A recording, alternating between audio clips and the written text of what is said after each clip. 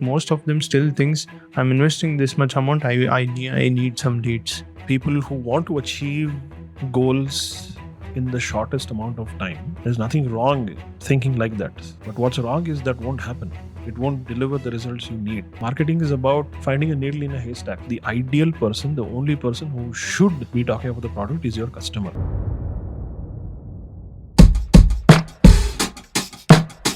Episode 2. Hello, Santu. Hi, Gautam. Very good afternoon. Very good afternoon. How are you? I'm doing good. How about you? Yeah, I'm good. Episode 2. Yeah. New topic today. Second time. Yes. So it's regarding Very good. B2B marketing only. Yeah. So today's topic is B2B marketing for 1 lakh rupees, $1,200. Is it expensive? A month, right? A month. Is it expensive? It is and it isn't. Depends on how willing the founder is ready to spend. If the founder sees this as an investment, then probably not. If they see it as expense and a way to quickly generate revenue, then maybe. It also depends on the cost of the product and the state of the business, etc. But yeah, I think you can get quite a lot done for 1 lakh rupees per month. Why we came up with this figure is constantly when I talk to people, either they discover me through LinkedIn or they cold call me, is that before it used to be what you can do for 30,000. It was about a few years ago. Then it came to 50,000. Then it came to 70, 75, and then 1 lakh per month. I mean, there's no industry standard as such. It goes just goes by how much among all the bootstrapped early stage B2B SaaS startups, how much the founder is willing to spend and how long they're willing to wait to see the results. So in that sense, yeah, you can do a lot. You can do quite a lot for 1 lakh. So if I remember, we had also actually worked for 20,000 also, right? Yeah, we saw 2016. Yeah. Late 2015, early 2016. Yeah, it was B2C. I think you can, 20K. There are a lot many people who said, who might look at this and say that is wrong to charge so less. It also depends what we did for the 20,000. Exactly. We didn't do much. Yeah, we didn't It was do just much. about managing one social media channel. Yeah. And the content Not was much. also not much. No, we didn't produce much content. It was just regurgitating whatever was available. Yeah. And that too was a B2C brand. I remember it was a real estate brand, just to talk about their upcoming properties and stuff like that. So in that case, it's pretty much like just hiring one freelancer. Correct. And doing it. Yeah, but for one thing, you can do quite a lot. Let's see what we can talk about in this. Last episode, you talked about marketing according to you. I mean, it's one thing to say according to me, because I'm not an industry pioneer or anything, but not an expert also. Yeah, but yeah, I feel I'm not an expert, but over the past 6 to 7 years, I've gained quite a few experience. Quite a few things on the way, working with different kinds of founders who had different objectives and goals with marketing, and also different types of businesses and different stages of their evolution or journey. Yeah, so this is an ever evolving. I don't think so anybody can claim to be an expert in an out and out expert in anything, but because the nature of buying keeps changing, and the trend is also changing. I know. I mean, as with the pandemic has changed the buying process altogether. So just look at the in-person events and trade shows before the pandemic and now.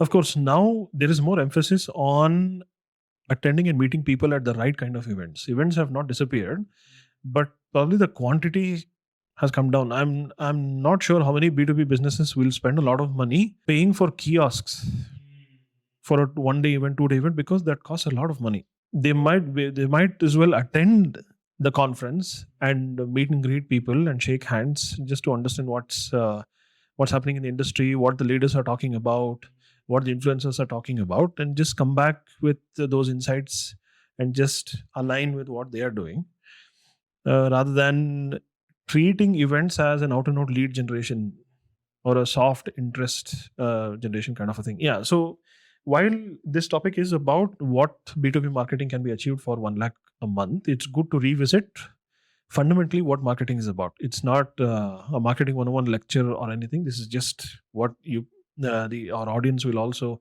agree with. At a very fundamental level, marketing is about building awareness. Just telling your target audience that you exist and you have a product like this which solves a certain problem or a set of problems. As the topic we are discussing today, it's 1 lakh. Yeah.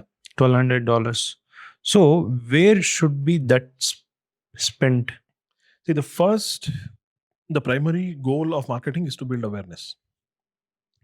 So let's say at least 30, going up to 50% of the budget will go in generating awareness about the business and the product.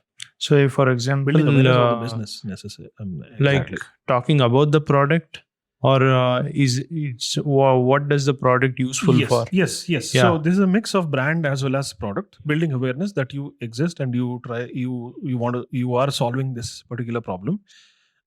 This can also mean customer interviews, case studies, and stuff like that. Just telling the world that you're here to solve this particular problem, and look, I have solved this problem to these kinds of users and companies. That's it. So there, I think at least 30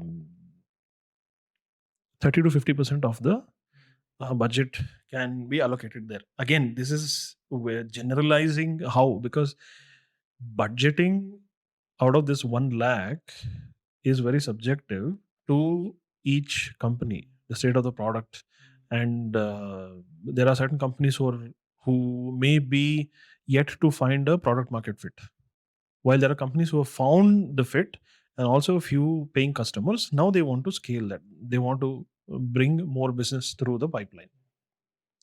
So in a generic sense, yes, you have to, without them knowing, at the end of the day, if you and I want to buy something, chances are that only about 1 or 2% of our purchases will be from companies which we have never heard. And most of it we would have heard about the brand.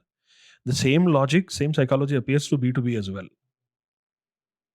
Right? If I want to consume carbonated drinks, chances are I'll pick between Coca-Cola and Pepsi and their variations of products. Yeah. And maybe Paperboat if I don't want any carbonated.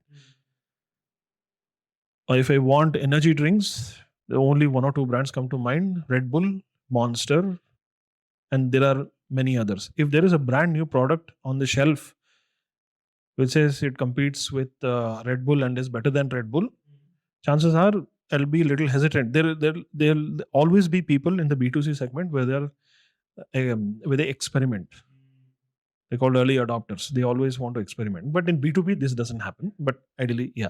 But So they are on race, actually. These Coca-Cola, Red Bull. yeah, While so marketing, they'll be in a race. they are already ahead of the game because they're very old. They're a very known brand, and it's very difficult in the B2C segment for somebody new to enter. There But is to a stay on beautiful, top also, it's still now yes. they will invest so Yeah, much. they keep eating each Yeah. other's lunch. Yeah. So it's become a duopoly right now. Correct. And there is a beautiful case study of how Red Bull cracked that market. Yeah. So that's a topic for another Correct. episode Yeah, altogether. yeah. But yeah, so nearly 50% goes to building awareness. Yeah.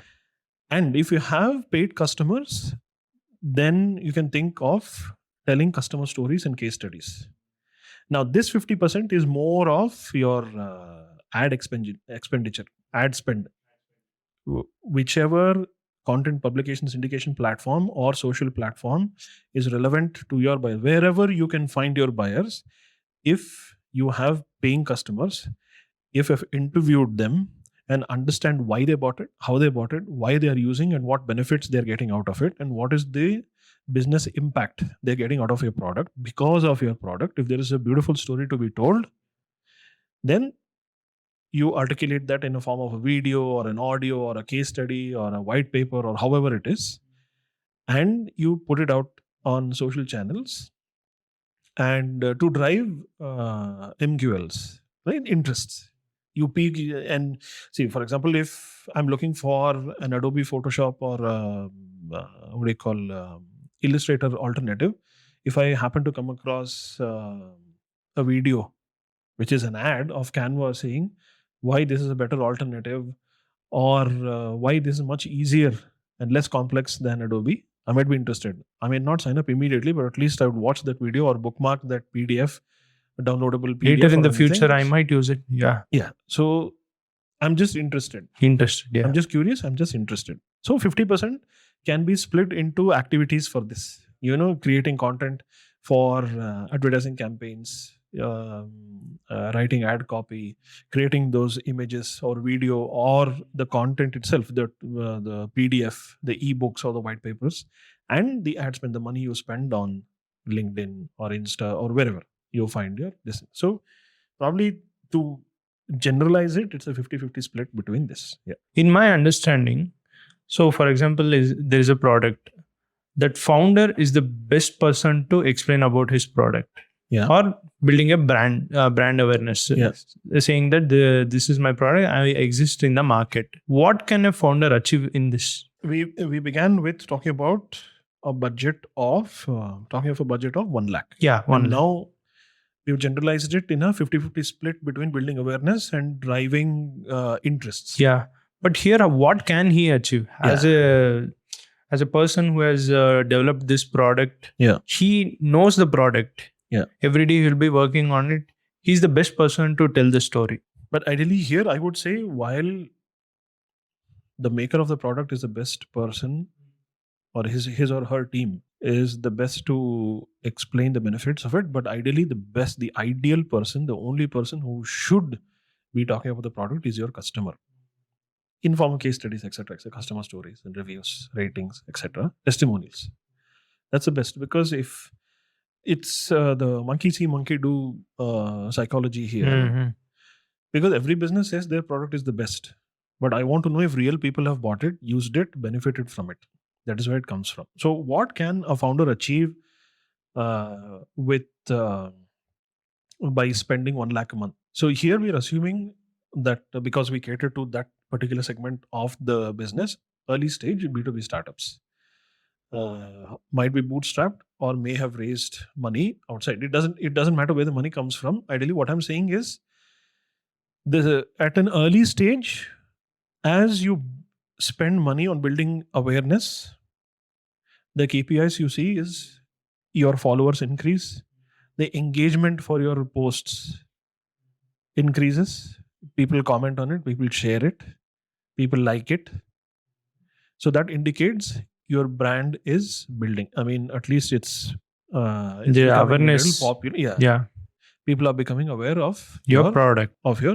Yeah. And brand.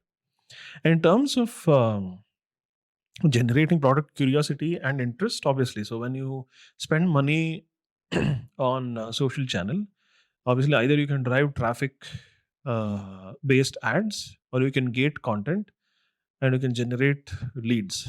So you say, here is a 2-pager. If you want to read, click and download. And the audience fill a short form. You get the name, email address, and the company, etc., whatever fields you want to collect. Now from there, the more number of engagements on your ads there and downloads is a clear indication. These are the KPIs there. Now, should you gate content in order to assess or validate interest? It depends. Ideally, the psychology, going back to a few minutes ago when we were talking about the mentality or the mindset of people when they log into a social app like X or Insta or LinkedIn, is the moment. And also these platforms don't want their audience to go out of their app. What does it tell us? It tells us that make sure your consumers consume the whole of the content within the app. Whenever we set up a traffic ad, which means somebody looks at this, clicks on the ad, immediately taken to your website or a landing page. Yeah. If it's gated content, they click on it, they read, The PDF opens in another tab. They go away from the social app.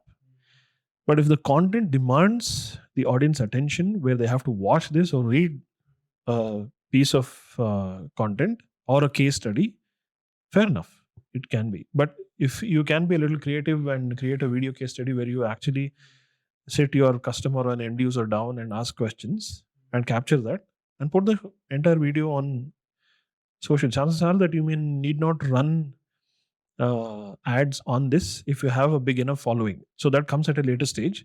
But ideally, yeah. So while generating, building awareness, you slowly get to see your followers increase and engagements on your post increase.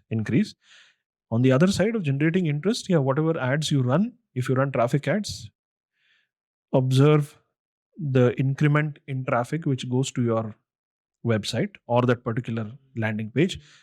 And if there are call to action buttons or links on it or videos placed on it, observe KPIs of those particular things. How many clicks, how many views, etc. So fundamentally there are clear indicators to understand, but none of these qualify for intent. If you want to observe how many people I am reaching, what type of people I am reaching, among them, how many of them are interested, who clicked, downloaded, and landed on my page and consumed my content, yes, you can validate all of these things. But there are certain things which we'll never learn through these. For example, if somebody downloads something, there is no guarantee that they read it. If somebody clicked on a 9-minute video, there is no guarantee that they viewed the entire thing. Somebody landed on your landing page from a traffic-based ad, there's no guarantee that they read the entire thing. So there are still a lot of dark or invisible aspects of it, where some of these things or most of these things can never be validated. But we'll get to that when we get to that as a different topic altogether. But yeah, this is what a founder can achieve. So moving on, can you explain briefly about the 4 pillars? In terms of splitting this budget of 1 lakh, what activities? Yeah. I mean, Yeah. we call it activities or pillars. Yeah. There are 3 essential pillars or activities here: your strategy, content production, distribution. And then obviously there is a pre-sales angle. Well, that is pre-sales. So that doesn't include in this marketing. Yeah. But ideally, marketing and sales have converged into one entity. Yeah. So marketing cannot shy away from taking part in feeding or facilitating pre-sales, but marketing may not be able to replace pre-sales even for a tiny amount of time. But yeah, it's just one entire loop of sales feeding marketing facilitating sales. But here, in terms of pure play marketing, there are 3 things. One is strategy. What is your marketing strategy? What kind of content to produce? Who will produce the content? If you have paying customers, who will interview them? What kind of questions to ask? How many case studies you need? Once you create a case study, can you repurpose that into anything else? What your social strategy should be? What kind of content you should produce? What kind of content the founder should produce? And how often should she post, etc.? All this falls into the strategy part. There are founders who fall into 2 categories. Ones who are experts in what they do. They might be let's say sales leaders or finance leaders who have been CFOs and head of sales and chief sales officers who know their domain extremely well. They're experts, but may not be experts in marketing. And that is exactly why they need a proper strategic partner to work with. In that sense, the founders may not be able to lift a lot of weight in the strategy part, as far as their involvement would be limited to validating and approving strategies and keeping a close eye on what is working and what is not working. But there are founders on the other side who would have tested a few marketing activities to learn what works and what doesn't, and they've fairly understood what doesn't work. Or sometimes some of the activities they did might have worked and they want somebody to fine tune it, improve that, and double down on it. So in that case, strategy, either the founder does it or somebody else. an expert, marketing expert does it, the strategy is one bit. And once the strategy is finalized, content production. Who produces it? Do you need a writer and a graphic designer, or the same person can do both, etc.? And content is just not about writing today. It's about video, it's about audio. Yeah. So can we expect a writer to do everything? Obviously not. But moving forward, all these skill sets will merge into a content creator. I think there will always be experts, expert writers, expert video producers, expert editors, Yeah. Illustrators, expert expert designers. felicitators. Yeah. But essentially, at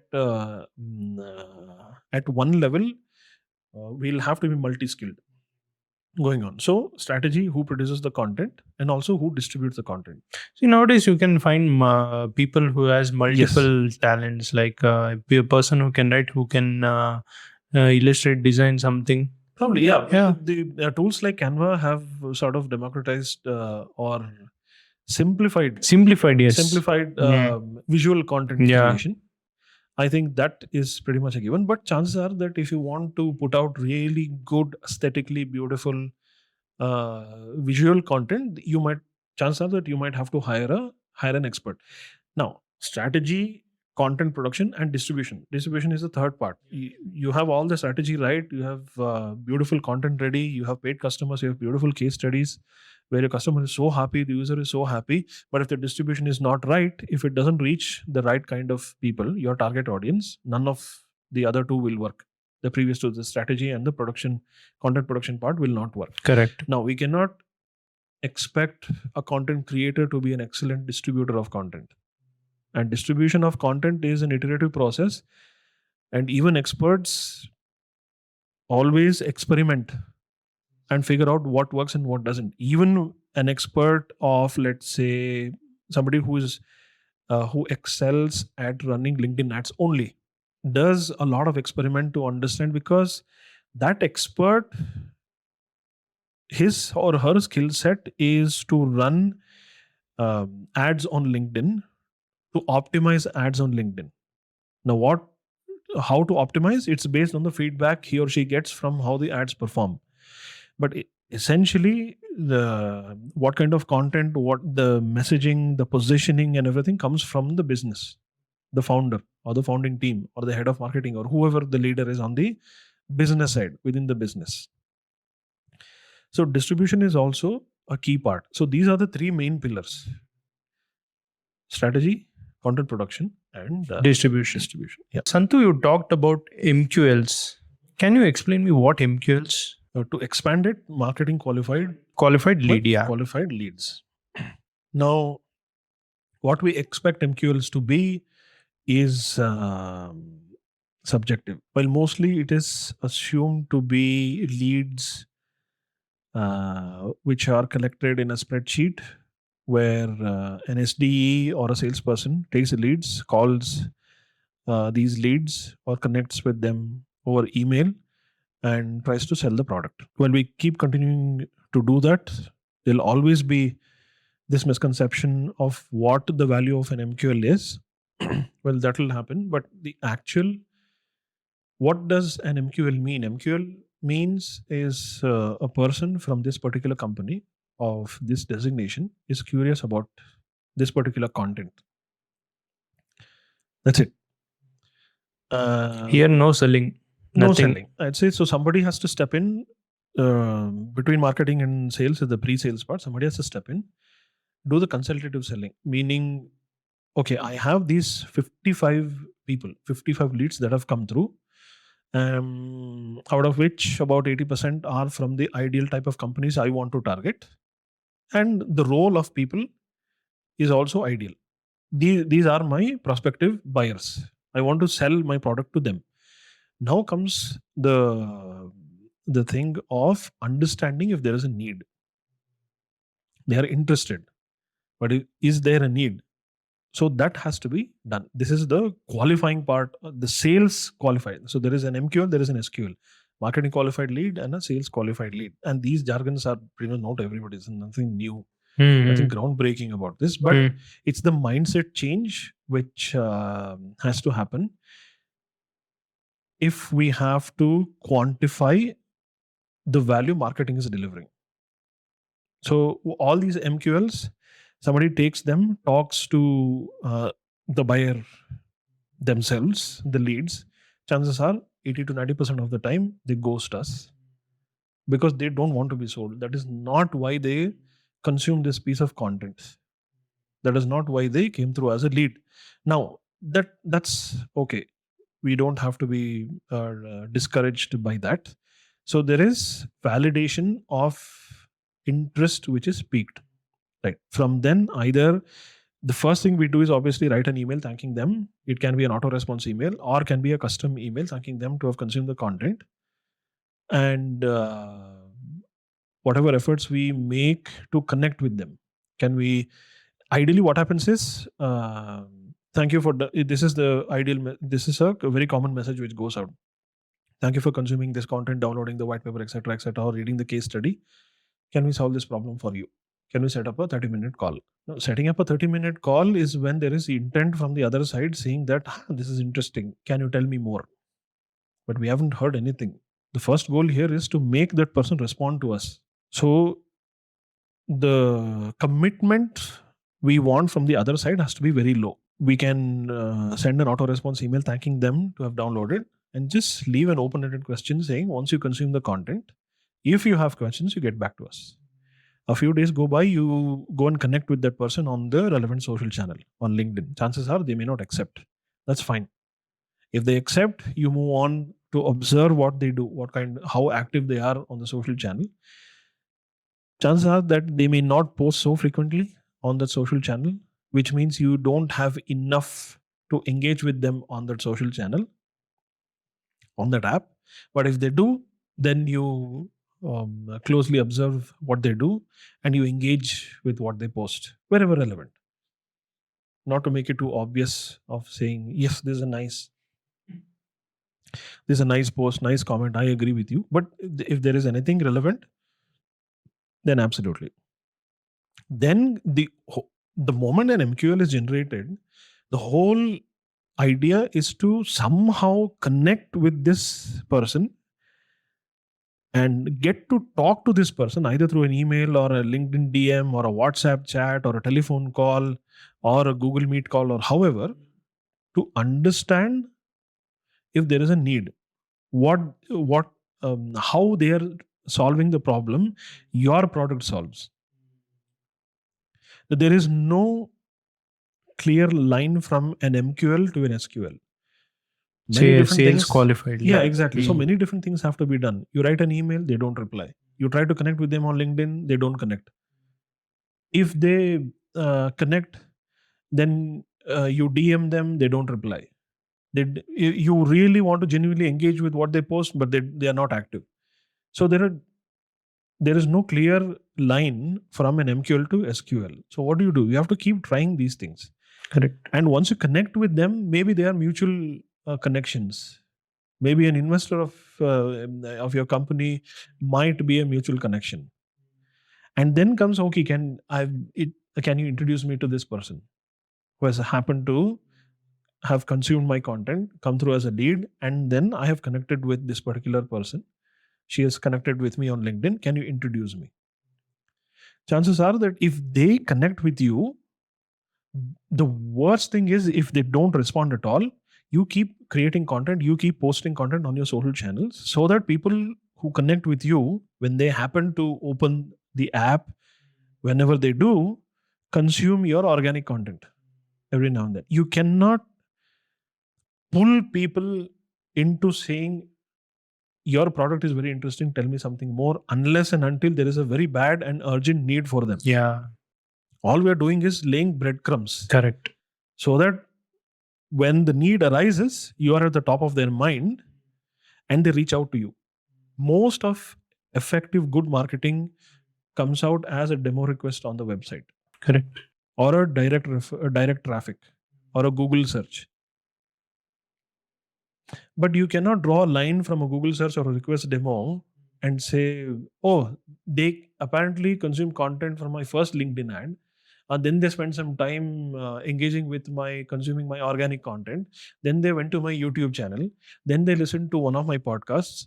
Then they took one of these content pieces, shared within their Slack community, and then they talked about it in 1 or 2 meetings, and then they decided, okay, let's talk to them. So we can't validate all of this, but probably in the demo form, you can ask, where did you hear about us? How did you hear about us? Or when you get to actually talk to them, once you build a rapport with them, then you can slowly peel the layers of onion and ask how you came to know about us. That way, that is probably the only way to validate uh, spending so much money on marketing. But yeah, so an MQL is just a list of people who are just mildly curious about what you sell, about your product, and nothing else. Then the actual heavy lifting starts. About the marketing is about finding a needle in a haystack. There are a bunch of people on all the social channels. Marketing has to do a lot of work, a lot of heavy lifting to find the specific target audience who may be interested in your product, but it can only go so far as to prove that they're interested in the piece of content. Now you take the bunch of needles and then you do something about it. Then MQL to SQL. Yeah. All this can be done in 1 lakh. Is it possible? We have to hire many people. We have to invest on this marketing activities. So it's a very big, huge process. Can we do this? Yes, if I say the founder is willing to experiment, willing to lift most of the weight, but I would start by saying talent don't come cheap.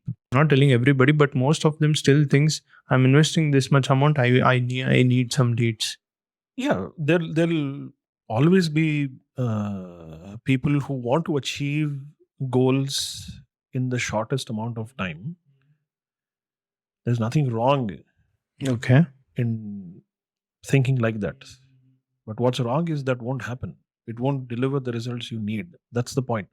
See, either the founder begins her journey thinking, I put money in, sales come out on the other end, or they figure out through personal experiences or through a lot of research and learning, think that marketing is a long-term thing. However they arrive at this point, I'm assuming this message or this conversation is for people who actually understand not only the power and value of marketing, but also the limitations of marketing. Now, I'm putting a negative connotation by saying limitation, as though I'm saying marketing can do much more, but it is limited. No, it's not. There are boundaries for what marketing can do, and then what being a consultant, that consultative approach can take what marketing can give you and run with it. And then begins your actual sales funnel, GTM funnel, and things like that. But yeah, so good talent doesn't come cheap. A good writer costs money. A good graphic designer costs money. More than that, who is going to strategize this whole thing? If the founder is a little marketing savvy, she can contribute. If she can form the strategy, work with a consultant, formulate it, improve it, and finalize a strategy, where that kind of consultative work can be done as a one-off transaction. And then comes the actual content production part. There you have to either hire somebody full-time or go the freelance route, or hire an expert and pay them per produced piece kind of a way. And then obviously you need somebody to distribute. Now here there is no perfect answer, because it all depends on how much the founder is willing to invest, not only in terms of money but time. The best way is figure out what the strategy is. Either you come up with the strategy. Come on, if we expect our buyers to do a lot of Google search, consume all our social media content to become aware, founders should be willing to invest the same amount of energy and time to be aware of what marketing is and what they want to achieve. That's a given. Now, that doesn't mean that the whole strategy part is on the founder's table. Maybe they hire a consultant to formalize a strategy. And after that, instead of hiring somebody in-house, if you happen to know through your referrals that you know a terrific writer, please go ahead and hire. If you happen to know a very good graphic designer, please go and hire. Otherwise, go freelance. Figure out based on the people's portfolios and their understanding. Once you interview them, once you talk to them over the phone, you can easily assess their capabilities. And the scenarios you give them, their responses will clearly indicate if they are the right fit or not. Yeah, but this is clearly an experimentative journey at the early stages. See, every day is an experiment, and consistency should be there. Yes, yes, marketing. This is a very good point you make, Gautam, because once we figure out a strategy, Yeah. if we expect, let's say, 50 or 100 followers by the end of the first month, it may not happen. But this flywheel might take a little longer to gain that momentum. Yeah. Now, it's also, this consistency is not about just posting every day 5 times. The consistency is, once we figure out these are my buyers, these are their pain points, and this is my positioning and my message and communication. You either do it once a week or twice a week, or you do it only through written content or written plus visual, or you may also choose to record videos or podcasts or audio or whatever is it. Be consistent and give it at least 6 to 9 months time till you figure out if this strategy is working or not. But initially, yes, if there is no uptick on followers, if there is absolutely no engagement on any of your content pieces, then there's no point in waiting for 6 to 9 months to figure out if we should continue or not. In such cases, you have to really think, is this positioning, is the message actually working? Or a much more fundamental question, are the people whom I want to connect even active on this channel? Yeah. And maybe there is always another way. It's not just about social. You have to write to them, figure out their mutual friends, connect with them on LinkedIn, get their telephone numbers, talk to them. If there are events they take part in, if there are types of content or influences they consume, go be there. Find different ways to reach this particular profile, this person. And then you build a relationship, and only then you start probing them to ask, oh, how your company is doing, where are you, how are you managing this, how are you dealing with that, oh, isn't this really difficult? Then you build a rapport and then figure out, okay, this is what I do, and can I help you solve this? But founder should be willing to learn and lift some of the weight, but also be ready to experiment and delegate and trust people to produce good content, distribute content, and always keep an eye on on analytics of what is working, what is not working. So there'll always be some part of our audience who say you can't achieve much with 1 lakh. But think from a founder's point of view. This is all, 1 lakh is all I have. If I'm a founder, if 1 lakh is all I have, if somebody comes and tells me, you can't get much done with 1 lakh, that's not an answer. Yeah. Intuitive, smart people, smart marketers will always experiment and find a way. Yes. Yeah, it may not be sustainable for a long time, but to start, I think it's a healthy budget to begin with.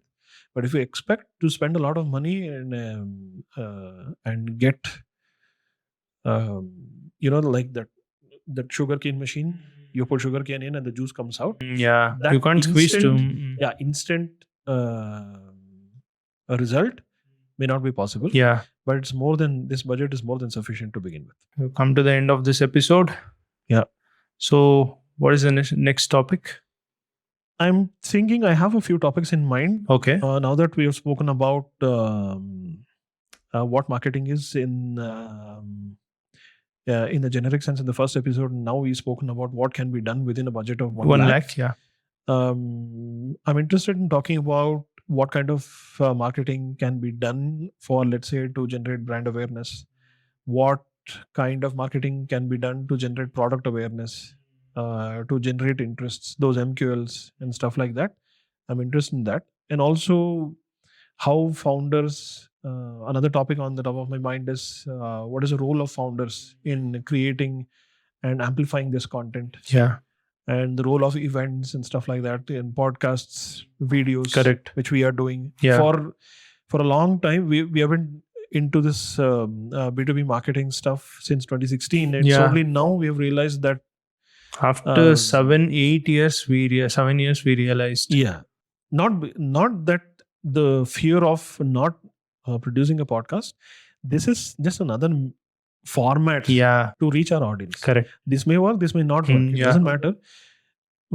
I wouldn't, personally speaking, I wouldn't care if we get decent engagement. If we don't get decent engagement on it for, let's say, for the first 50 episodes, it doesn't matter, because Yeah. over a period of time, of course, we'll learn, we'll perfect. Exactly. Yeah. If not perfect, at least we'll become good at talking in front of a camera. Yeah. This is also one of the topics which I want to talk about. Correct. Reticent, reluctant, Yeah. camera shy founders. Yeah.